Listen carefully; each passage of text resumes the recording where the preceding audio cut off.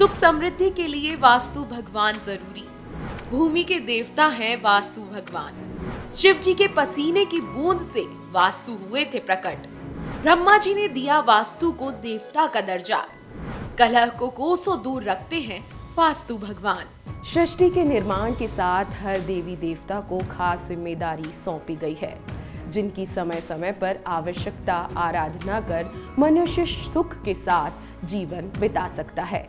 एक सुंदर घर बनाना हर किसी का सपना होता है और उस घर में रह रहे परिवार में खुशहाली का माहौल ही एक मकान को घर बनाता है। शास्त्रों में वास्तु भगवान को भूमि का देवता कहा गया है, जिनकी पूजा किसी भी इमारत को बनाने से पहले की जाती है। वास्तु भगवान की आराधना का महत्व यह है कि अगर निर्माण से पहले उन्हें याद किया जाए तो उस इमारत में निवास करने वाले लोगों के मन में शांति और आपस में अच्छा व्यवहार होता है। वे किसी भी प्रकार के कलेश से बचे रहते हैं। भवन निर्माण में वास्तु भगवान की पूजा के अलावा कुछ नियमों को भी मानना आवश्यक होता है, जिसके कारण वास्तु दोष से बचा जा सकता है। वास्तु भगवान का प्रकट होना। पौराणिक लोक कथाओं में उल्लेख है कि वासुदेव का जन्म भगवान शिव के पसीने की बूंद से हुआ था। शास्त्रों के अनुसार भगवान शिव और अंधकासुर राक्षस के बीच हुए भयंकर युद्ध में शिव जी के शरीर से पसीने की कुछ बूंदें जमीन पर गिर गई थीं। इन्हीं बूंदों से आसमान और धरती में कोहराम मचने वाले एक प्राणी का जन्म हुआ, जो देवताओं का संहार करने लगा। यह इतना बलवान था, शक्तिशाली था, भयंकर था कि देवताओं के मन में उसका डर बैठ गया। इस बीच इंद्रलोक के देवता भयभीत होकर रक्षा के लिए ब्रह्मा जी के शरण में पहुंचे। ब्रह्मा जी ने देवताओं को उपाय बताया कि वह उस प्राणी को औंधे मुंह गिराकर उस पर बैठ जाएं। देवताओं ने सलाह को मानते हुए उसे उल्टा गिरा दिया और सब उस पर बैठ गए।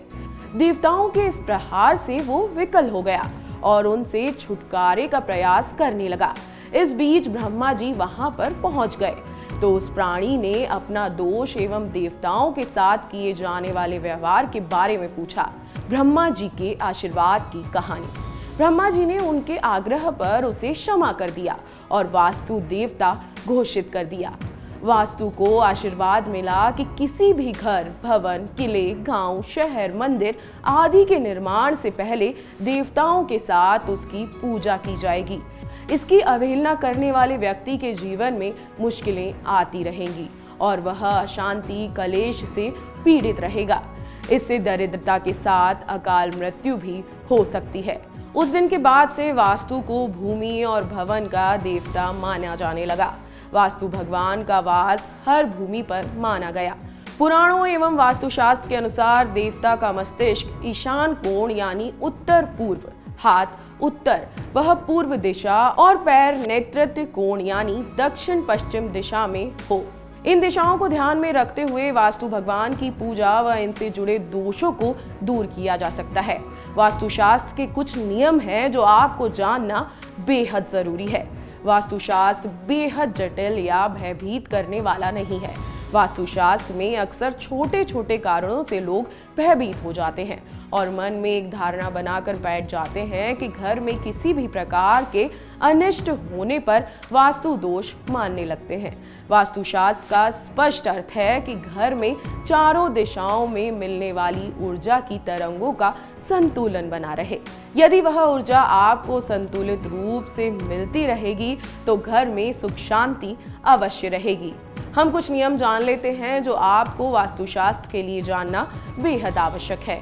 घर निर्माण में आपको ध्यान रखना है कि रसोई दक्षिण पूर्व में, सोने का कमरा दक्षिण पश्चिम में, बच्चों का कमरा उत्तर पश्चिम में और शौचालय आदि दक्षिण दिशा में बनाए जाएं।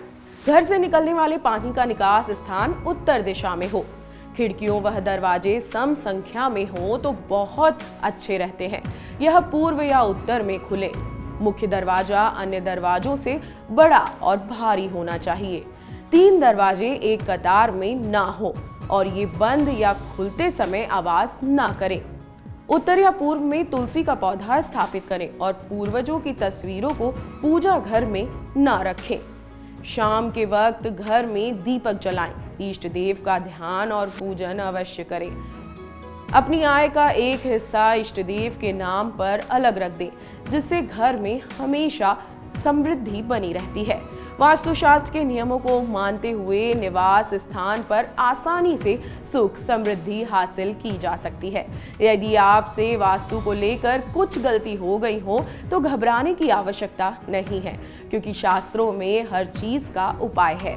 मनुष्य को देवताओं पर सच्ची निष्ठा रखते हुए कार्य करने चाहिए, क्योंकि देवता कभी अपने प्राणियों का अहित नहीं चाहते। अगर आपको हमारा ये वीडियो पसंद आया हो तो हमारे चैनल जीवांजलि को सब्सक्राइब करें